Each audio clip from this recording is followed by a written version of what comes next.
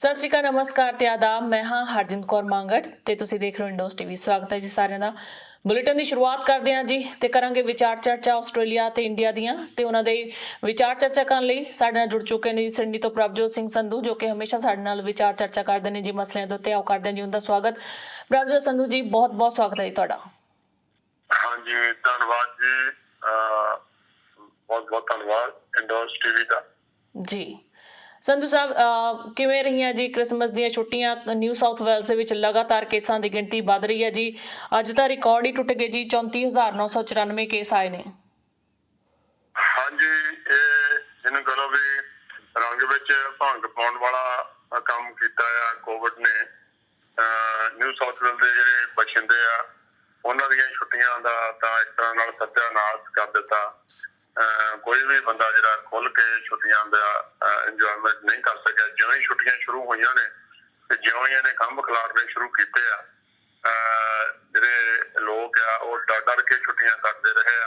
But ਉਸ ਤੋਂ ਬਾਅਦ ਜਿੱਥੇ ਕਿਤੇ ਵੀ ਹੋਏ ਨੇ, ਸੈਂਕੜੇ ਨੇ, ਹਜ਼ਾਰਾਂ ਦੀ ਤਾਦਾਦ ਦੇ ਵਿੱਚ ਲੋਕ ਕੋਵਿਡ ਦਾ ਸ਼ਿਕਾਰ ਹੋਏ ਨੇ। ਤਕਰੀਬਨ ਹਰ ਘਰ ਦੇ ਵਿੱਚ ਕਹਿ ਸਕਦੇ ਹੋ ਕਿ ਇਸ ਵੇਲੇ ਕੋਵਿਡ ਦਾ ਮਰੀਜ਼ ਜ਼ਰੂਰ ਹੋਊਗਾ। ਕੁਝ ਇੱਕ ਦੀ ਜਿਹੜੀ ਆ ਉਹ ਟੈਸਟ ਹੋ ਚੁੱਕਾ, ਕੁਝ ਇੱਕ ਦਾ ਟੈਸਟ ਹੋਣ ਵਾਲਾ ਆ। ਸੋ ਬੜੇ ਮੰਦੇ ਭਾਅ ਹਾਲਾਤ ਬਣੇ ਹੋਏ ਨੇ ਇਸ ਵੇਲੇ ਨਿਊ ਸਾਊਥ ਵੇਲਸ ਦੇ ਵਿੱਚ ਜੀ। 1,11,000 ਤੋਂ ਵੱਧ ਟੈਸਟ ਕੰਡਕਟ ਕੀਤੇ ਗਏ ਨੇ ਜੀ, ਜਿਨ੍ਹਾਂ ਵਿੱਚੋਂ 34,994 ਕੇਸ ਡਿਟੈਕਟ ਹੋਏ ਨੇ। ਪਰ ਗੱਲ ਕੀਤੀ ਜਾਵੇ ਜੀ, ਲੰਬੀਆਂ ਲਾਈਨਾਂ ਲੱਗੀਆਂ ਨੇ, ਕਤਾਰਾਂ ਲੱਗੀਆਂ ਨੇ ਜੀ। ਲੋਕਾਂ ਨੂੰ ਪਰੇਸ਼ਾਨੀ ਦਾ ਸਾਹਮਣਾ ਕਰਨਾ ਪੈ ਰਿਹਾ ਕਿਉਂਕਿ ਟੈਸਟ ਲਈ ਜਿਹੜਾ ਹੈਲਥ ਡਿਪਾਰਟਮੈਂਟ ਆ ਉਹਦੇ ਵਿੱਚ ਇੰਪਲਾਈ ਜਿਹੜੇ ਹੈਗੇ ਨੇ ਖੁਦ ਕੁਆਰੰਟੀਨ ਹੋਏ ਨੇ। ਸੋ ਬੜੀ ਘਾਟ ਮਹਿਸੂਸ ਹੈ ਜੀ ਇੰਪਲਾਈਜ਼ ਦੀ। ਤੇ ਹਸਪਤਾਲਾਂ ਦੇ ਵੀ ਜਿਹੜੇ ਪ੍ਰਬੰਧ ਹੈਗੇ ਨੇ ਉੱਥੇ ਵੀ ਜ਼ਿਆਦਾ ਪ੍ਰਬੰਧ ਦੇਖਣ ਨੂੰ ਨਹੀਂ ਮਿਲਦੇ ਆ। ਡੋਮਿਨਿਕ ਪ੍ਰੀਮੀਅਰ ਤੁਹਾਡੇ ਨਿਊ ਸਾਊਥ ਵੇਲਸ ਦੇ ਜੀ, ਡੋਮਿਨਿਕ, ਉਹਨਾਂ ਦੇ ਵੀ ਫੇਸ ਦੇ ਉੱਤੇ ਕਾਫੀ ਚਿੰਤਾ ਛਾਈ ਦਿਖਦੀ ਹੈ, ਕਿਸ ਤਰ੍ਹਾਂ ਨਾਲ ਕੇਸ ਵੱਧ ਰਹੇ ਨੇ। ਪਰ ਉਹ ਇੱਕ ਕਾਬੂ ਦੇ ਹੇਠ ਕਿਸ ਤਰ੍ਹਾਂ ਆਉਣਗੇ ਜਾਂ ਉਹਨਾਂ ਬਾਰੇ ਅਜੇ ਕੋਈ ਵੀ ਸਮੀਖਿਆ ਨਹੀਂ ਕੀਤੀ ਗਈ ਹੈ, ਕਿਉਂਕਿ ਵੈਕਸੀਨੇਸ਼ਨ ਵੀ ਲੱਗ ਚੁੱਕੀ ਹੈ ਜੀ। 95% ਵੈਕਸੀਨੇਸ਼ਨ ਦੇ ਜਿਹੜੇ ਅੰਕੜਿਆਂ ਪ੍ਰਾਪਤ ਕਰ ਲਏ ਗਏ ਨੇ। ਇੱਕ ਜਿਹੜਾ ਬੰਦਾ ਮਰਿਆ ਜੀ 20 ਸਾਲਾਂ ਤੋਂ ਉੱਤੇ ਸੀਗੀ, ਉਹਦੀ ਉਮਰ 6 ਮੌਤਾਂ ਹੋ ਚੁੱਕੀਆਂ ਨਿਊ ਸਾਊਥ ਵੇਲਸ ਦੇ ਵਿੱਚ। ਪਰ ਜਿਹੜੀ ਹੈਰਾਨੀ ਦੀ ਗੱਲ ਹੈ ਜੀ, ਇੱਥੇ ਕੁਇਨਜ਼ਲੈਂਡ ਦੇ ਵਿੱਚ ਵੀ ਇੱਕ ਬੰਦੇ ਦੀ ਮੌਤ ਹੋਈ ਆ, ਉਹ 30 ਸਾਲਾਂ ਤੋਂ ਉੱਪਰ ਸੀ। ਹੁਣ ਤੁਹਾਡੇ ਇੱਥੇ ਨਿਊ ਸਾਊਥ ਵੇਲਸ ਦੇ ਵਿੱਚ 20 ਸਾਲਾਂ ਤੋਂ ਉੱਪਰ ਬੰਦੇ ਦੀ ਮੌਤ ਹੋਈ ਹੈ, ਜਦਕਿ ਡਬਲ ਵੈਕਸੀਨੇਟਡ ਸੀ ਜੀ। ਇਹ ਦੇਖੋ, ਜਿਹੜੇ ਇਸ ਸੰਬੰਧੀ ਜਿਹੜੀ ਸਪਸ਼ਟ ਰਾਏ ਆ ਉਹ ਤਾਂ ਦੇ ਸਕਦੇ ਨੇ ਜਿਹੜੇ ਮਾਹਿਰ, ਦੇ ਸਕਦੇ ਨੇ ਹੈਲਥ ਮਾਹਿਰ। ਬਟ ਇਹ ਇੱਕ ਬੁਝਾਰਤ ਬਣੀ ਹੋਈ ਆ ਕਿ ਜਿਹੜੇ ਨੇ ਡਬਲ ਡੋਜ਼ ਲੈਣ ਦੇ ਬਾਵਜੂਦ ਵੀ ਜਿਹੜੀ ਆ ਮੌਤਾਂ ਕਿਉਂ ਹੋ ਰਹੀਆਂ ਨੇ, ਇਹਦਾ ਅਜੇ ਤੱਕ ਬੁਝਾਰਤ ਬਣੀ ਹੋਈ ਆ ਕਿ ਵੀ ਇਸ ਤਰ੍ਹਾਂ ਹੋਣਾ ਨਹੀਂ ਚਾਹੀਦਾ। ਕਿਉਂਕਿ ਜਿਹੜੀ ਇਹ ਡਬਲ ਡੋਜ਼ ਹੈ ਤਾਂ ਪ੍ਰੀਵੈਂਟਿਵ ਮੇਜਰ ਵਜੋਂ ਸੀਗੀ ਕਿ ਇਸ ਤੋਂ ਬਾਅਦ ਇਹ ਆਉਣਾ ਨਹੀਂ ਚਾਹੀਦਾ ਸੀਗਾ। ਬਟ ਜਿਸ ਤਰ੍ਹਾਂ ਹੁਣ 95% ਲੋਕ ਨਿਊ ਸਾਊਥ ਵੇਲਸ ਦੇ ਆਲਰੇਡੀ ਜਿਹੜੇ ਆ ਉਹ ਡਬਲ ਡੋਜ਼ ਲੈ ਚੁੱਕੇ ਆ। ਇਹਦੇ ਬਾਵਜੂਦ ਵੀ ਜਿਹੜੇ ਕੋਵਿਡ ਦੇ ਮਰੀਜ਼ ਆ ਉਹਨਾਂ ਦੀ ਗਿਣਤੀ ਜਿਹੜੀ ਆ ਉਹ ਹਜ਼ਾਰਾਂ ਦੀ ਤਾਦਾਦ ਦੇ ਵਿੱਚ ਐਵਰੀ ਡੇ ਹੋ ਰਹੀ ਆ। ਇਹ ਹਜ਼ਾਰਾਂ ਦੀ ਤਾਦਾਦ ਸਿਰਫ ਉਹਨਾਂ ਦੀ ਆ ਜਿਨ੍ਹਾਂ ਦੇ ਟੈਸਟ ਹੋ ਚੁੱਕੇ ਨੇ, ਤੇ ਜਿਨ੍ਹਾਂ ਦੇ ਅਜੇ ਟੈਸਟ ਨਹੀਂ ਹੋ ਸਕੇ ਲੰਬੀਆਂ ਲਾਈਨਾਂ ਕਰਕੇ, ਕਿਉਂਕਿ ਬੜੀਆਂ ਲਿਮਟਿਡ ਫੈਸਿਲਿਟੀਜ਼ ਆ ਇਹਨਾਂ ਕੋਲੇ। ਛੁੱਟੀਆਂ ਦੇ ਦੌਰਾਨ ਬਹੁਤ ਸਾਰੇ ਸੈਂਟਰ ਜਿਹੜੇ ਬੰਦ ਸੀਗੇ। ਅੱਜ ਵੀ ਜਿਹੜੀਆਂ ਲਾਈਨਾਂ ਨੇ, ਜੇ 7 ਵਜੇ ਖੁੱਲਣਾ ਤੇ ਲੋਕੀ 3 ਵਜੇ ਜਾ ਕੇ, ਤੜਕੇ 3 ਵਜੇ ਜਾ ਕੇ ਲਾਈਨ 'ਚ ਲੱਗਦੇ ਨੇ। ਐਵਰੇਜ ਵੇਟਿੰਗ ਜਿਹੜੀ ਆ ਉਹ 3 ਤੋਂ 4 ਘੰਟੇ ਦੀ ਐਵਰੇਜ ਵੇਟਿੰਗ ਹਰ ਇੱਕ ਸੈਂਟਰ ਦੇ ਵਿੱਚ ਚੱਲ ਰਹੀ ਹੈ। ਨਿਊ ਸਾਊਥ ਵੇਲ ਗਵਰਨਮੈਂਟ ਦੇ ਜਿਹੜੇ ਪ੍ਰਬੰਧ ਆ ਉਹਨਾਂ ਦੇ ਸਮਝ ਲਓ ਵੀ ਇਸ ਤਰ੍ਹਾਂ ਨਾਲ ਤੂੰਬੇ ਉੱਡ ਗਏ ਨੇ। ਉਹਨਾਂ ਦੇ ਕੋਲ ਕੋਈ ਵੀ ਪੁਖਤਾ ਪ੍ਰਬੰਧ ਸੈਂਟਰ ਦੇ ਵਿੱਚ ਨਹੀਂ ਹੈਗੇ। ਲੋਕ ਟੈਸਟ ਕਰਾਉਣਾ ਚਾਹੁੰਦੇ ਨੇ, ਐਮਪਲਾਇਰ ਜਿਹੜੇ ਨੇ ਉਹਨਾਂ ਨੂੰ ਵਾਪਸ ਆਉਣ ਨਹੀਂ ਦੇ ਰਹੇ ਔਰ ਟੈਸਟਾਂ ਵਾਸਤੇ ਹਾਹਾਕਾਰ ਮਚੀ ਹੋਈ ਆ। ਲੰਬੀਆਂ ਲਾਈਨਾਂ ਦੇ ਵਿੱਚ ਲੋਕ ਲੱਗ ਕੇ ਤੇ ਕਈ ਘੰਟਿਆਂ ਦੇ ਇੰਤਜ਼ਾਰ ਤੋਂ ਬਾਅਦ ਉਹਨਾਂ ਨੂੰ, ਕਈ ਵਾਰੀ ਤਾਂ ਇਸ ਤਰ੍ਹਾਂ ਵੀ ਹੁੰਦਾ ਆ ਕਿ 3 ਘੰਟੇ ਬਾਅਦ ਵਾਰੀ ਆਉਂਦੀ ਆ ਤਾਂ ਉਹ ਕਹਿੰਦੇ ਨੇ ਕਿ ਜਿੰਨੇ ਸਫੀਸ਼ੀਐਂਟ ਟੈਸਟ ਤੁਸੀਂ ਕਰਨੇ ਸੀ ਉਹਨੇ ਨੰਬਰ ਹੋ ਚੁੱਕੇ ਨੇ, ਤੁਸੀਂ ਹੁਣ ਘਰ ਨੂੰ ਜਾਓ। ਇਸ ਨਾਲ ਬਹੁਤ ਸਾਰੇ ਝਗੜੇ ਵੀ ਹੋ ਰਹੇ ਨੇ ਕਈ ਥਾਵਾਂ ਦੇ ਉੱਤੇ। ਮੈਂ ਸਮਝਦਾ ਕਿ ਸਰਕਾਰ ਆਪਣੀ ਜ਼ਿੰਮੇਵਾਰੀ ਨਿਭਾ ਨਹੀਂ ਸਕੀ। ਜਿਹੜੀ ਆ ਇਹਨੂੰ ਸੰਭਾਲਣ ਵਾਸਤੇ ਜਿਹੜੀ ਵਾਜਬ ਚਾਹੀਦੀ ਸੀਗੀ ਉਹ ਇੰਤਜ਼ਾਮ ਕਰ ਨਹੀਂ ਸਕੇ ਜਿਹਨੇ ਲੈਬੋਰਟਰੀਆਂ ਚਾਹੀਦੀਆਂ ਸੀ। ਲੈਬੋਰਟਰੀਆਂ ਦੀ ਗਿਣਤੀ ਵੀ ਘੱਟ ਆ, ਐਮਪਲਾਈਜ਼ ਦੀ ਗਿਣਤੀ ਵੀ ਘੱਟ ਆ। ਇਹਦਾ ਕਰਕੇ ਚਾਰ ਚੁਫੇਰੇ ਕਦੋਂ ਹਾਹਾਕਾਰ ਮਚੀ ਹੋਈ ਜੀ। ਸੰਧੂ ਸਾਹਿਬ, ਕਿਉਂਕਿ 2.5 ਸਾਲਾਂ ਦੇ ਅਰਸੇ ਬਾਅਦ ਜਿਹੜੇ ਬਾਰਡਰ ਖੁੱਲੇ ਨੇ ਸਿਡਨੀ ਦੇ ਵਿੱਚ, ਜਾਂ ਕਹਿ ਲਓ ਪੂਰੇ ਆਸਟ੍ਰੇਲੀਆ ਦੇ ਬਾਰਡਰ ਖੁੱਲੇ ਨੇ, ਉਸ ਤੋਂ ਬਾਅਦ ਲੋਕੀ ਜਿਹੜੇ ਇੰਡੀਆ ਦੀ ਆਪਾਂ ਗੱਲ ਕਰਦੇ ਆ ਤਾਂ ਇੰਡੀਆ ਜਾਣ ਲਈ ਉਤਾਵਲੇ ਸਨ। ਕਈ ਜਾ ਵੀ ਚੁੱਕੇ ਨੇ, ਕਈ ਜਾਣ ਦਾ ਪਲਾਨ ਵੀ ਕਰ ਰਹੇ ਨੇ। ਆਪਾਂ ਸਿਟੀਜ਼ਨ ਜਾਂ ਪਰਮਾਨੈਂਟ ਬੰਦਿਆਂ ਦੀ ਗੱਲ ਤੋਂ ਵੱਖਰੀ ਜੇ ਗੱਲ ਕੀਤੀ ਜਾਵੇ ਸਟੂਡੈਂਟਸ ਦੀ, ਕਿਉਂਕਿ ਸਟੂਡੈਂਟਸ ਲਗਾਤਾਰ ਵਿਚਾਰੇ ਜਿਹੜੇ ਇੰਡੀਆ ਫਸ ਗਏ ਨੇ ਆਸਟ੍ਰੇਲੀਆ ਨਹੀਂ ਆ ਸਕੇ, ਪਰ ਜਿਹੜੇ ਆਸਟ੍ਰੇਲੀਆ ਫਸ ਗਏ ਨੇ ਇੰਡੀਆ ਨਹੀਂ ਜਾ ਸਕੇ। ਪਰ ਕਈਆਂ ਦੀਆਂ ਬੜੀਆਂ ਮਜਬੂਰੀਆਂ ਜੀ, ਕਈਆਂ ਦੇ ਸਵਾਲ ਨੇ ਕਿ ਸਾਡੇ ਪੇਰੈਂਟਸ ਬਹੁਤ ਜ਼ਿਆਦਾ ਬਿਮਾਰ ਆ, ਜੇ 1-2 ਵੀਕ ਲਈ ਅਸੀਂ ਇੰਡੀਆ ਜਾ ਆਈਏ ਤਾਂ ਕੀ ਕੋਈ ਇੰਪੈਕਟ ਤਾਂ ਨਹੀਂ ਪਊਗਾ, ਸਾਨੂੰ ਆਸਟ੍ਰੇਲੀਆ ਆਉਣ ਲਈ ਮਨਾ ਤਾਂ ਨਹੀਂ ਕੀਤਾ ਜਾਵੇਗਾ। ਕਾਫੀ ਸਾਰੇ ਸਵਾਲ ਨੇ ਜੀ ਸਟੂਡੈਂਟਸ ਦੇ ਇਸ ਤਰ੍ਹਾਂ ਦੇ। ਹਾਂ ਦੇਖੋ, ਇਸ ਵੇਲੇ ਹਾਲਾਤ ਇਹ ਬਣੇ ਹੋਏ ਨੇ ਕਿ ਬੇਭਰੋਸਗੀ ਇੰਨੀ ਜ਼ਿਆਦਾ ਆ ਕਿ ਤੁਸੀਂ ਕੋਈ ਵੀ ਗੱਲ ਠੋਸ ਤਰੀਕੇ ਨਾਲ ਅੱਜ ਕਿਸੇ ਨੂੰ ਐਡਵਾਈਸ ਨਹੀਂ ਕਰ ਸਕਦੇ ਕਿ ਹਾਂ ਤੁਸੀਂ ਚਲੇ ਜਾਓ, ਤੁਹਾਨੂੰ ਕੁਝ ਨਹੀਂ ਹੋਏਗਾ ਜੀ, ਕਿਉਂਕਿ ਪਲ-ਪਲ ਹਾਲਾਤ ਬਦਲ ਰਹੇ ਨੇ। ਪਲ-ਪਲ ਹਾਲਾਤ ਬਦਲਣ ਤੋਂ ਬਾਅਦ ਜਿਹੜੀ ਸਰਕਾਰ ਆ ਉਹ ਆਪਣੇ ਦੇਸ਼ ਦੇ ਪੈਸੇਂਜਰਾਂ ਨੂੰ ਬਚਾਉਣ ਵਾਸਤੇ ਡਿਸੀਜਨ ਸਮੇਂ-ਸਮੇਂ ਜਦੋਂ ਮਰਜ਼ੀ ਡਿਸੀਜਨ ਲੈ ਲੈਂਦੀ ਹੈ। ਸੋ ਜਿਹੜਾ ਬੰਦਾ ਇੱਕ ਵਾਰ ਚਲਿਆ ਗਿਆ, ਕਿਉਂਕਿ ਸਟੂਡੈਂਟਾਂ ਦੀ ਜਿਹੜੀ ਜ਼ਿੰਦਗੀ ਆ ਉਹ ਸਾਰੀ ਕੈਰੀਅਰ ਹੀ ਇਸੇ ਗੱਲ ਦੇ ਉੱਤੇ ਨਿਰਧਾਰਿਤ ਹੁੰਦਾ ਆ ਕਿ ਉਹ ਜਦੋਂ ਦੇਸ਼ ਛੱਡ ਕੇ ਆਏ ਹੁੰਦੇ ਨੇ ਆਪਣੇ ਆਪ ਨੂੰ ਸਥਾਪਿਤ ਕਰਨ ਲਈ ਆਏ ਹੋਏ ਹੁੰਦੇ ਨੇ।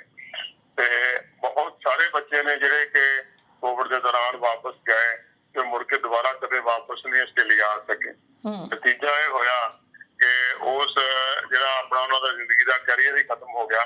ਵਾਪਸ ਉੱਥੇ ਕੋਈ ਆਪਣਾ ਕੈਰੀਅਰ ਸ਼ੁਰੂ ਨਹੀਂ ਕਰ ਸਕਦੇ, ਇੱਧਰੋਂ ਕੈਰੀਅਰ ਖਤਮ ਹੋ ਗਿਆ ਔਰ ਬੜੀ ਫਿਰ ਉਹਨਾਂ ਨੂੰ ਇੱਕ ਤਰ੍ਹਾਂ ਦਾ ਫਰਸਟ੍ਰੇਸ਼ਨ ਹੁੰਦੀ ਆ। ਸੋ ਮੈਂ ਤਾਂ ਸਿਰਫ ਇਹੀ ਕਹਿ ਸਕੂੰਗਾ ਕਿ ਜਿੱਥੋਂ ਤੱਕ ਹੋ ਸਕਦਾ ਆ ਅੱਜ ਦੇ ਤਰੀਕ ਦੇ ਵਿੱਚ ਟਰੈਵਲ, ਇੰਟਰਨੈਸ਼ਨਲ ਟਰੈਵਲ ਨੂੰ ਅਵੋਇਡ ਕੀਤਾ ਜਾਵੇ ਤਾਂ ਚੰਗਾ ਆ, ਕਿਉਂਕਿ ਹਿੰਦੁਸਤਾਨ ਦੇ ਵਿੱਚ ਵੀ ਹਾਲਾਤ ਬਹੁਤੇ ਸੁਖਾਵੇਂ ਨਹੀਂ ਹੈਗੇ। ਹੁਣ ਪੰਜਾਬ ਵਿੱਚ ਨਾਈਟ ਕਰਫਿਊ ਸ਼ੁਰੂ ਹੋ ਗਿਆ ਆ ਔਰ ਜਿਹੜੇ ਪੁਖਤਾ ਪ੍ਰਬੰਧ ਵੀ ਉੱਥੇ ਉਹਨਾਂ ਕੋਲੇ ਮਰੀਜ਼ਾਂ ਨੂੰ ਸੰਭਾਲਣ ਦੇ ਹੈ ਨਹੀਂਗੇ। ਇੱਕ ਤਰ੍ਹਾਂ ਨਾਲ ਆਪ ਯਾਰ ਮੁਝੇ ਮਾਰ ਕਰਨ ਵਾਲੀ ਗੱਲ ਹੀ ਆ ਜਿਹੜਾ ਅਸੀਂ ਜਾਂਦੇ ਆ ਉੱਥੇ ਦਾ। ਜਿੱਥੇ ਤੱਕ ਹੋ ਸਕਦਾ ਅਵੋਇਡ ਕੀਤਾ ਜਾਵੇ, ਅਦਰਵਾਈਜ਼ ਇਹ ਕੈਲਕੂਲੇਟਡ ਰਿਸਕ ਆ। ਕੋਈ ਬੰਦਾ ਇਸ ਗੱਲ ਦੀ ਗਾਰੰਟੀ ਲੈ ਕੇ ਨਹੀਂ ਤੁਰ ਸਕਦਾ ਕਿ ਜੇ ਮੈਂ ਚਲਿਆ ਗਿਆ ਤਾਂ ਇਹ ਗਾਰੰਟਡ ਆ ਕਿ ਮੈਂ ਵਾਪਸ ਆ ਹੀ ਜਾਊਂਗਾ। ਖਾਸ ਤੌਰ ਤੇ ਜਿਹੜੇ ਟੈਂਪਰੇਰੀ ਵੀਜ਼ੇ ਆਏ ਨੇ, ਜਿਹੜੇ ਪਰਮਾਨੈਂਟ ਆ ਉਹਨਾਂ ਦੀ ਤਾਂ ਚਲੋ ਕੋਈ ਨਾ ਕੋਈ ਫਿਰ ਵੀ ਬਾਂਹ ਫੜ ਲੈਂਦਾ। ਜਿਹੜੇ ਟੈਂਪਰੇਰੀ ਆਏ ਨੇ ਉਹਨਾਂ ਨੇ ਆਪਣਾ, ਜੇ ਉਹਨਾਂ ਦਾ ਜਾਣਾ ਇੰਨਾ ਕੁ ਜ਼ਰੂਰੀ ਹੈ ਕਿ ਆਪਣਾ ਉਹ ਕਰੀਅਰ ਵੀ ਦਾਅ ਤੇ ਲਾ ਸਕਦੇ ਨੇ ਤਾਂ ਫਿਰ ਉਹ ਕੈਲਕੂਲੇਟਡ ਰਿਸਕ ਲੈ ਕੇ ਜਾਣਾ ਚਾਹੀਦਾ ਉਹਨਾਂ ਨੂੰ। ਜੀ ਸੰਧੂ ਸਾਹਿਬ, ਗੱਲ ਕਰਦੇ ਹਾਂ ਜੀ ਇੰਡੀਆ ਦੇ ਨਾਲ ਜੁੜੀਆਂ ਹੋਈਆਂ ਖਬਰਾਂ ਦੀ। ਪ੍ਰਧਾਨ ਮੰਤਰੀ ਨਰਿੰਦਰ ਮੋਦੀ ਦਾ ਪੰਜਾਬ ਫੇਰਾ ਸੀ ਜੀ, ਪਰ ਉਹਨਾਂ ਨੇ ਆਪਣਾ ਜਿਹੜਾ ਹੁਸੈਨੀਵਾਲਾ ਬਾਰਡਰ ਤੇ ਜਾਣ ਲਈ ਮਨਾ ਕਰ ਦਿੱਤਾ ਕਿਉਂਕਿ ਉਹਨਾਂ ਨੇ ਕਿਹਾ ਕਿ ਸੁਰੱਖਿਆ ਦੇ ਪੁਖਤਾ ਪ੍ਰਬੰਧ ਨਹੀਂ ਸਨ।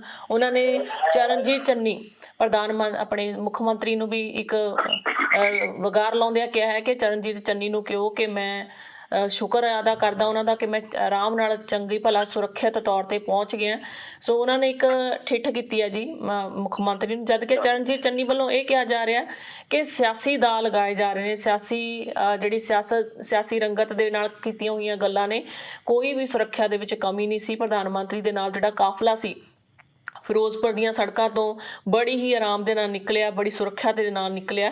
ਪਰ ਇਹ ਭਾਜਪਾ ਵੱਲੋਂ ਜਾਂ ਪ੍ਰਧਾਨ ਮੰਤਰੀ ਵੱਲੋਂ ਕਿਹਾ ਜਾ ਰਿਹਾ ਕਿ ਸੁਰੱਖਿਆ ਦੀ ਜਿਹੜੀ ਘਾਟ ਸੀ ਉਹਦੇ ਕਾਰਨ ਉਹ ਆਪਣੀ ਰੈਲੀ ਨੂੰ ਸੰਬੋਧਨ ਨਹੀਂ ਕਰ ਪਾਏ। ਦੇਖੋ, ਸਾਡੇ ਪ੍ਰਧਾਨ ਮੰਤਰੀ ਸਾਹਿਬ ਦਾ ਜਿਹੜਾ ਨਿੱਜੀ ਬਿੰਬ ਬਣਿਆ ਹੋਇਆ ਨਾ, ਉਹ ਇੱਕ ਚਲਾਕ ਕਿਸਮ ਦੇ ਆਰਟਿਸਟ ਵਾਲਾ, ਡਰਾਮੇਬਾਜ਼ ਵਾਲਾ ਅਕਸ ਬਣਿਆ ਹੋਇਆ ਆ। ਜਦੋਂ ਉਸ ਅਕਸ ਨੂੰ ਵੇਖੀਦਾ ਆ ਤਾਂ ਉਹਨਾਂ ਦੀ ਹਰ ਇੱਕ ਜਿਹੜਾ ਸਟੈਪ ਹੁੰਦਾ ਆ ਉਹ ਇੱਕ ਸਕ੍ਰਿਪਟਡ ਹੁੰਦਾ ਆ। ਜਿਹੜੇ ਉਹਨਾਂ ਦੇ ਵੱਡੇ ਸਿਰ ਨੇ, ਉਹਨਾਂ ਦੇ ਭਾਜਪਾ ਦੇ ਜਾਂ ਜਿਹੜੇ ਉਹਨਾਂ ਦੀ ਹੈਗੇ ਨੇ, ਉਹਨਾਂ ਨੂੰ ਚਲਾਉਣ ਵਾਲੇ ਨੇ, ਉਹ ਹਰ ਇੱਕ ਸਟੈਪ ਨੂੰ ਸਕ੍ਰਿਪਟ ਕਰਦੇ ਨੇ। ਜੇ ਹੁਣ ਅਸੀਂ ਜਿਹੜੇ ਬਾਹਰ ਪੱਤਰਕਾਰਾਂ ਦੀ ਰਾਏ ਸੁਣੀਏ ਤਾਂ ਉਹਦੇ ਹਿਸਾਬ ਨਾਲ ਇਹ ਪ੍ਰੋਟੋਕੋਲ ਦੇ ਮੁਤਾਬਕ ਪੋਸੀਬਲ ਨਹੀਂ ਹੈਗਾ ਕਿ ਪ੍ਰਧਾਨ ਮੰਤਰੀ ਜਿਹੜਾ ਆ ਉਹ ਅਚਾਨਕ ਆਪਣਾ ਜਿਹੜਾ ਦੌਰਾ ਜਿਹੜਾ ਉਹਦਾ ਰੂਟ ਚੇਂਜ ਕਰ ਦੇਵੇ, ਕਿਉਂਕਿ ਪਹਿਲਾਂ ਤੋਂ ਨਿਰਧਾਰਿਤ ਸੀਗਾ ਕਿ ਉਹਨਾਂ ਨੇ ਹੈਲੀਕਾਪਟਰ ਰਾਹੀਂ ਜਾਣਾ ਆ। ਹਿੰਦੁਸਤਾਨ ਦੇ ਕੋਲ ਵਧੀਆ ਤੋਂ ਵਧੀਆ ਹੈਲੀਕਾਪਟਰ ਅਵੇਲੇਬਲ ਹੈਗੇ ਨੇ ਜਿਹੜੇ ਖਰਾਬ ਮੌਸਮ ਦੇ ਵਿੱਚ ਵੀ ਲੈ ਕੇ ਜਾ ਸਕਦੇ ਨੇ। ਹਕੀਕਤ ਇਹ ਆ ਕਿ ਉਹ ਜਿਨ੍ਹਾਂ ਦਾ ਐਕਸਪੈਕਟੇਸ਼ਨ ਉਹਨਾਂ ਨੂੰ ਸੀ ਕਿ ਲੱਖਾਂ ਲੋਕ ਜਿਹੜੇ ਆ ਹੁੰਮ ਹਮਾ ਕੇ ਮੇਰੀ ਰੈਲੀ ਤੇ ਜਾ ਜਾਣਗੇ, ਉਹ ਤਾਂ ਹੋ ਨਹੀਂ ਸਕਿਆ। ਮੀਡੀਆ ਰਿਪੋਰਟਾਂ ਅਨੁਸਾਰ ਕੁਝ ਥਾਵਾਂ ਦੇ ਉੱਤੇ ਤਾਂ ਕਿਸਾਨਾਂ ਨੇ ਜਾਂਦੀਆਂ ਬੱਸਾਂ ਰੋਕੀਆਂ ਵੀ ਹਨ, ਪਰ ਕੁਝ ਥਾਵਾਂ ਤੇ ਵੇਖਿਆ ਜਾਏ ਤੇ ਕੁੱਲ ਮਿਲਾ ਕੇ ਜਿਹੜੀ ਹੈ ਲੋਕਾਂ ਦੇ ਵਿੱਚ ਕੋਈ ਏਦਾਂ ਦਾ ਉਤਸ਼ਾਹ ਨਹੀਂ ਸੀਗਾ ਹੈਗਾ ਉੱਥੇ।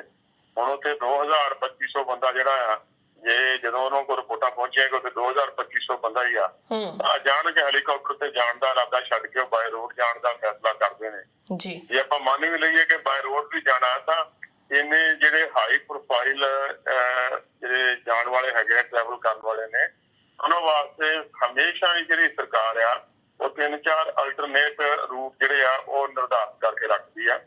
ਏਦਾਂ ਨਹੀਂ ਹੁੰਦਾ ਕਿ ਅਚਾਨਕ ਅੱਗੇ ਲਿਆਣ ਕੇ ਲੋਕਾਂ ਨੇ ਗੱਡੇ ਲਾਤੇ ਜਾਂ ਜਾਣ ਕੇ ਲੋਕਾਂ ਨੇ ਲਿਆਣ ਕੇ ਸੜਕ ਮੰਨ ਲਈ। ਉਹਨਾਂ ਨੂੰ ਜਿਉਂ-ਜਿਉਂ ਕਾਫਲਾ ਜਾਂਦਾ ਆ, ਉਹਨਾਂ ਨੂੰ ਅਗਲੇ 15 ਮਿੰਟ ਦਾ ਪਤਾ ਹੁੰਦਾ ਕਿ ਅਗਲੇ 15 ਮਿੰਟਾਂ ਵਾਸਤੇ ਰਸਤਾ ਖਾਲੀ ਹੈ। ਉਸ ਤੋਂ ਜੇ ਕੋਈ ਉਹਦੇ ਗੱਲ ਹੋਵੇ ਏਦਾਂ ਦੀ ਤਾਂ ਉਹਨਾਂ ਨੂੰ ਬਦਲਵੇਂ ਰੂਟ ਰਾਹੀਂ ਜਿਹੜਾ ਆ ਉਹ ਭੇਜ ਦਿੱਤਾ ਜਾਂਦਾ ਹੈ। ਸੋ ਇਹ ਜਿਹੜੀ ਮੁੱਢਲੇ ਤੌਰ ਤੇ ਵੇਖਣ ਨੂੰ ਇਹ ਜਾਪਦਾ ਆ ਕਿ ਬਾਕੀ ਦੇਸ਼ ਦੇ ਵਿੱਚ ਹਮਦਰਦੀ ਲੈਣ ਦੀ ਖਾਤਰ ਇਹ ਇੱਕ ਸਕ੍ਰਿਪਟ ਕੀਤਾ ਗਿਆ ਡਰਾਮਾ, ਜਿਹੜਾ ਪੂਰਲੀ ਸਕ੍ਰਿਪਟ ਕੀਤਾ ਗਿਆ ਸੀਗਾ, ਜਿਹੜਾ ਉਹਨਾਂ ਰੈਲੀ ਤੇ ਨਾ ਪਹੁੰਚਣਾ ਆ ਉਹ ਕਿਉਂਕਿ ਜੇ ਘੱਟ ਇਕੱਠ ਦੇ ਵਿੱਚ ਉਹ ਜਾਂਦੇ ਸੀਗੇ ਤਾਂ ਉਹਨਾਂ ਦੀ ਇੱਕ ਤਰ੍ਹਾਂ ਨਾਲ ਅੰਤਰਰਾਸ਼ਟਰੀ ਪੱਧਰ ਤੇ ਬੇਇੱਜ਼ਤੀ ਹੁੰਦੀ ਸੀ ਕਿ ਇੰਨੇ ਹਾਈ ਪ੍ਰੋਫਾਈਲ ਵਾਲੇ ਪ੍ਰਧਾਨ ਮੰਤਰੀ ਨੂੰ ਵੇਖਣ ਵਾਸਤੇ 2000 ਲੋਕ ਹੀ ਆਏ ਨੇ। ਜਦੋਂ ਉਹਨਾਂ ਨੇ ਭਾਂਪ ਲਿਆ ਕਿ ਹੁਣ ਉੱਥੇ ਇਕੱਠ ਜਿਹੜਾ ਲੋੜੀਂਦਾ ਨਹੀਂ ਹੈਗਾ ਤਾਂ ਉਹਨਾਂ ਨੇ ਆਪਣਾ ਫੈਸਲਾ ਬਦਲ ਕੇ ਤਾਂ ਉਹ ਜਿਹਨੂੰ ਕਹਿੰਦੇ ਵਿਕਟਮ ਕਾਰਡ ਖੇਡਿਆ। ਹੁਣ ਆਪਣੇ ਆਪ ਨੂੰ ਵਿਚਾਰਾ ਬਣਾ ਕੇ ਪੇਸ਼ ਕੀਤਾ ਜਾ ਰਿਹਾ ਕਿ ਦੇਖੋ ਜੀ ਮੈਂ ਤਾਂ ਮੇਰੀ ਬੇਬਸੀ ਆ। ਨਹੀਂ ਤਾਂ ਪ੍ਰਧਾਨ ਮੰਤਰੀ ਦੀ ਫੇਰੀ ਹੋਵੇ ਤਾਂ 7 ਦਿਨ ਪਹਿਲਾਂ ਆਣ ਕੇ ਜਿਹੜੀ ਆ ਕੰਟਰੋਲ ਜਿਹੜੀਆਂ ਸੈਂਟਰਲ ਏਜੰਸੀਆਂ ਨੇ ਆਣ ਕੇ ਕੰਟਰੋਲ ਕਰ ਲੈਂਦੀਆਂ ਨੇ। ਸੋ ਕੁੱਲ ਮਿਲਾ ਕੇ ਪੰਜਾਬ ਵਾਸਤੇ ਬਹੁਤ ਮੰਦਭਾਗਾ ਹੋਇਆ। ਮੈਂ ਸਮਝਦਾ ਕਿ ਜਿੱਥੇ ਕਿਸਾਨੀ ਜਥੇਬੰਦੀਆਂ ਸੀਗੀਆਂ ਜੀ, ਨੂੰ ਵੀ ਇਸ ਗੱਲ ਦਾ ਧਿਆਨ ਰੱਖਣਾ ਚਾਹੀਦਾ ਸੀ ਕਿ ਅਸੀਂ ਇਹਨੂੰ ਵਿਕਟਮ ਕਾਰਡ ਦਾ ਅਸੀਂ ਆਪਣੇ ਕੋਲੋਂ ਹਥਿਆਰ ਨਾ ਦੇ ਦਈਏ ਜੀ। ਇਹਨਾਂ ਦੇ ਵਿਚਕਾਰ ਹੀ ਜੀ ਗ੍ਰਹਿ ਮੰਤਰਾਲੇ ਵੱਲੋਂ ਕਾਰਨ ਦੱਸੋ ਦਾ ਨੋਟਿਸ ਜਾਰੀ ਕਰ ਦਿੱਤਾ ਗਿਆ ਹੈ ਕਿ ਕਿਉਂ ਅਣਗਹਿਲੀ ਵਰਤੀ ਗਈ ਹੈ, ਸਾਨੂੰ ਦੱਸਿਆ ਜਾਵੇ। ਤੇ ਅਣਗਹਿਲੀ ਵਰਤਣ ਵਾਲਿਆਂ ਖਿਲਾਫ ਵੀ ਉਹਨਾਂ ਨੇ ਸਖਤ ਕਾਰਵਾਈ ਕਰਨ ਦੀ ਮੰਗ ਕੀਤੀ ਹੈ ਜੀ।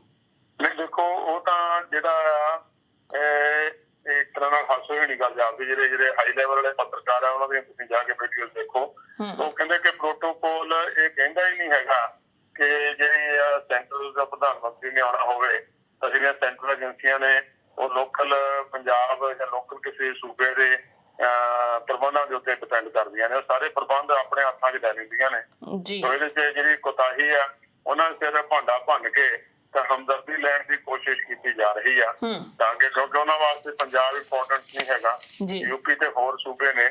ਔਰ ਇਹਦਾ ਪ੍ਰਤੱਖ ਕੱਲ ਦਾ ਜੇ ਤੁਸੀਂ ਸੋਸ਼ਲ ਮੀਡੀਆ ਦੇਖੋ ਤਾਂ ਕੱਲ ਦਾ ਪ੍ਰਤੱਖ ਅਸਰ ਵੀ ਨਜ਼ਰ ਆ ਰਿਹਾ ਆ। ਜਿਹੜੀ ਯੂਪੀ ਦੇ ਵਿੱਚ ਇੱਕ ਨਕਾਰਾਤਮਕ ਲਹਿਰ ਚੱਲ ਰਹੀ ਸੀਗੀ, ਉਹਦੇ ਤੇ ਅਚਾਨਕ ਤਬਦੀਲੀ ਆ ਕੇ ਲੋਕ ਉਹਨਾਂ ਨੂੰ ਇੱਕ ਪੀੜਤ ਵਿਅਕਤੀ ਵਜੋਂ ਸਮਝਣ ਲੱਗ ਪਏ, ਵੀ ਵਿਚਾਰੇ ਵਜੋਂ ਸਮਝਣ ਲੱਗ ਪਏ ਕਿ ਵਿਚਾਰਾ ਗਿਆ ਸੀਗਾ, ਵਿਚਾਰੇ ਨੂੰ ਜਾਣ ਨਹੀਂ ਦਿੱਤਾ ਗਿਆ। ਸੋ ਇਹ ਜਿਹੜੀ ਜੇ ਉਹਨਾਂ ਦੀ ਤੁਸੀਂ ਸਰਕਾਰ ਦੀ ਹੁਣ ਤੱਕ ਦੀ ਕਾਰਗੁਜ਼ਾਰੀ ਦੇਖਦੇ ਹੋ ਤਾਂ ਉਹਨਾਂ ਦਾ ਹਰ ਜਿਹੜਾ ਸਟੈਪ ਆ ਉਹ ਸਕ੍ਰਿਪਟਡ ਹੁੰਦਾ। ਔਰ ਇਹ ਵੀ ਇੱਕ ਸਕ੍ਰਿਪਟ ਕੀਤਾ ਹੋਇਆ ਡਰਾਮਾ ਆ। ਚੰਗਾ ਹੁੰਦਾ ਜੇ ਸਾਡੇ ਲੋਕ ਸਿਰਫ ਕਾਲੀਆਂ ਝੰਡੀਆਂ ਵਿਖਾਉਂਦੇ ਤੇ ਇਹਨਾਂ ਨੂੰ ਜਾਣ ਤੋਂ ਨਾ ਰੋਕਦੇ ਤਾਂ ਡੈਮੋਕ੍ਰੇਸੀ ਦੇ ਜਿਹੜੇ ਅਸੀਂ ਆਲਮ ਬਰਦਾਰ ਵੀ ਕਹਾਉਣਾ ਸੀਗਾ ਅਸੀਂ, ਔਰ ਨਾਲ ਦੀ ਨਾਲ ਅਸੀਂ ਇਹ ਵੀ ਅਚੀਵ ਕਰ ਲੈਣਾ ਸੀਗਾ ਕਿ ਜੇ ਅਸੀਂ ਉਹਨਾਂ ਨੂੰ ਬਦੋ-ਬਦੀ ਰੋਕਦੇ ਨਾ, ਸਿਰਫ ਕਾਲੀਆਂ ਝੰਡੀਆਂ ਨਾਲ ਉਹਨਾਂ ਦਾ ਵਿਖਾਵਾ ਕਰਦੇ, ਜਦੋਂ ਉੱਥੇ ਜਾ ਕੇ 2000 ਬੰਦੇ ਨੂੰ ਸੰਬੋਧਨ ਕਰਦੇ ਤਾਂ ਜਲੂਸ ਹੋਰ ਵੱਧ ਨਿਕਲਣਾ ਸੀ। ਸਾਨੂੰ ਕੋਈ ਸਮਝਦੇ ਲੱਗਦਾ ਰਿਹਾ ਕਿ ਅਸੀਂ ਅਚੀਵ ਕਰ ਲਿਆ ਕਿ ਅਸੀਂ ਆਏ ਨੂੰ ਮੋੜ ਦਿੱਤਾ, ਬਟ ਇਹਦੀ ਅੰਤਰਰਾਸ਼ਟਰੀ ਪੱਧਰ ਤੇ ਉਹਨਾਂ ਨੂੰ ਬੈਨੀਫਿਟ ਬੀਜੇਪੀ ਉਹਨੂੰ ਕੈਸ਼ ਕਰਨ ਦੀ ਕੋਸ਼ਿਸ਼ ਕਰ ਰਹੀ ਆ, ਜਿਹੜਾ ਕਿ ਪੰਜਾਬ ਵਾਸਤੇ ਕੋਈ ਸ਼ੁਭ ਸੰਕੇਤ ਨਹੀਂ ਹੈਗੇ। ਉਹ ਹੁਣ ਜਿਹੜਾ ਉਹਨਾਂ ਦੀ ਸਕ੍ਰਿਪਟ ਜਿਹੜੀ ਆ ਪੰਜਾਬ ਨੂੰ ਰਾਸ਼ਟਰਪਤੀ ਰਾਜ ਵੱਲ ਲੈ ਕੇ ਜਾ ਰਹੀ ਆ, ਜਿਹੜਾ ਕਿ ਬਹੁਤ ਮੰਦਭਾਗਾ ਹੋਊਗਾ ਜੀ।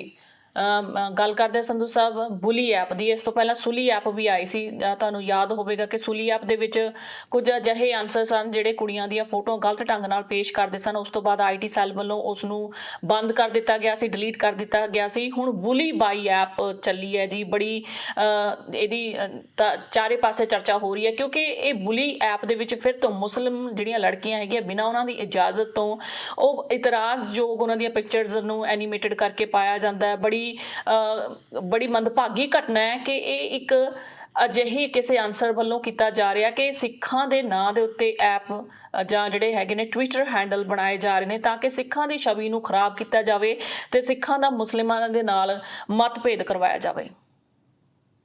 ਹਾਂ ਦੇਖੋ, ਅੱਗੇ ਇਹ ਸ਼ਰਾਰਤੀ ਅੰਸਰ ਜਿਉਂ ਮਤਲਬ ਸੰਸਾਰ ਬਣਿਆ ਤੇ ਜਿਉਂ ਇਨਸਾਨ ਧਰਤੀ ਤੇ ਆਇਆ ਆ, ਉਹਦੇ ਵਿੱਚ ਸ਼ਰਾਰਤੀ ਅੰਸਰ ਹਮੇਸ਼ਾ ਹੀ ਪੈਦਾ ਹੁੰਦੇ ਰਹੇ ਨੇ।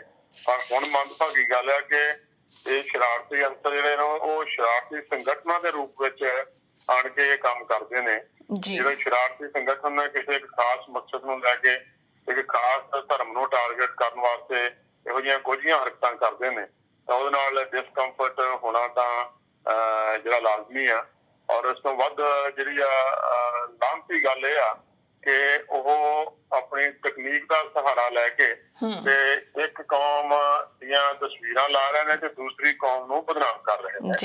ਜਿਹੜਾ ਆ ਸਾਡਾ ਇਤਿਹਾਸ ਕਦੇ ਵੀ ਇਸ ਤਰ੍ਹਾਂ ਦਾ ਨਹੀਂ ਰਿਹਾ ਕਿ ਜਿਹਦੇ ਚ ਅਸੀਂ ਔਰਤਾਂ ਦੀ ਜਿਹੜੀ ਸਤਿਕਾਰ ਨਾ ਕੀਤਾ ਹੋਵੇ। ਜੇ ਅਸੀਂ ਸਿੱਖ ਇਤਿਹਾਸ ਨੂੰ ਪੜ੍ਹ ਕੇ ਵੇਖੋ ਤਾਂ ਅਸੀਂ ਤਾਂ ਜਿਹੜੀਆਂ ਨੇ ਅਹਿਮਦ ਸ਼ਾਹ ਅਬਦਾਲੀ ਵੱਲੋਂ ਜਿਹੜੀਆਂ ਔਰਤਾਂ ਨੂੰ ਲਿਜਾਇਆ ਜਾਂਦਾ ਕਿ ਉਹਨਾਂ ਕੋਲੋਂ ਜਾਨ ਤੇ ਖੇਡ ਕੇ ਇੱਕ ਖੂਨੀ ਹੋਲੀ ਖੇਡ ਕੇ ਉਹਨਾਂ ਨੂੰ ਬਚਾ ਕੇ ਵਾਪਸ ਘਰਾਂ ਦੇ ਵਿੱਚ ਪਹੁੰਚਾਉਣ ਦਾ ਸਾਡਾ ਇਤਿਹਾਸ ਆ। ਸਾਡਾ ਇਤਿਹਾਸ ਏਦਾਂ ਦਾ ਨਹੀਂ ਹੈਗਾ ਕਿ ਅਸੀਂ ਇਸ ਤਰ੍ਹਾਂ ਦੀ ਜਿਹੜੀ ਕੋਈ ਹਰਕਤ ਕਰੀਏ। ਪਰ ਜਿਹੜੇ ਸ਼ਰਾਰਤੀ ਸੰਗਠਨ ਨੇ ਉਹਨਾਂ ਨੇ ਇਹ ਕੰਮ ਫੜ ਲਿਆ ਹੋਇਆ ਆ। ਬੜੀ ਮੰਦਭਾਗੀ ਗੱਲ ਹੈ ਕਿ ਬੁੱਲੀ ਬਾਈ, ਉਹਨੂੰ ਪੰਜਾਬੀ ਦੇ ਵਿੱਚ ਵੀ ਲਿਖਿਆ ਹੋਇਆ ਸੀਗਾ, ਸਰਦਾਰ ਦੀ ਫੋਟੋ ਲਾਈ ਹੋਈ ਸੀ।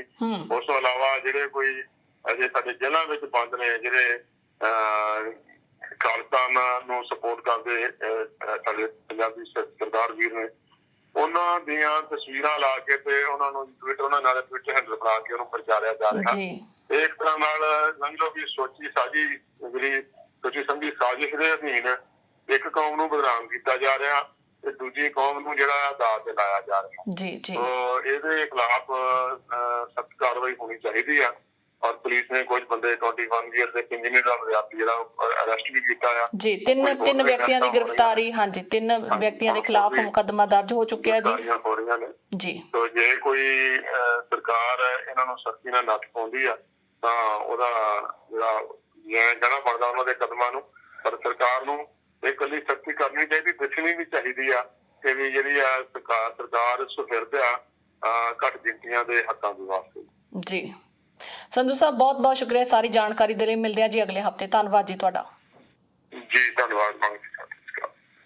ਸੋ ਦਰਸ਼ਕੋ, ਸਮਾਂ ਹੋ ਚੱਲਿਆ ਤੁਹਾਡੇ ਤੋਂ ਵੀ ਇਜਾਜ਼ਤ ਲੈਣ ਦਾ। ਨਵੀਆਂ ਤੇ ਤਾਜ਼ਾ ਖਬਰਾਂ ਲਈ ਦੇਖਦੇ ਰਹੋ ਇੰਡਸਟਰੀ ਆਸਟ੍ਰੇਲੀਆ। ਧੰਨਵਾਦ।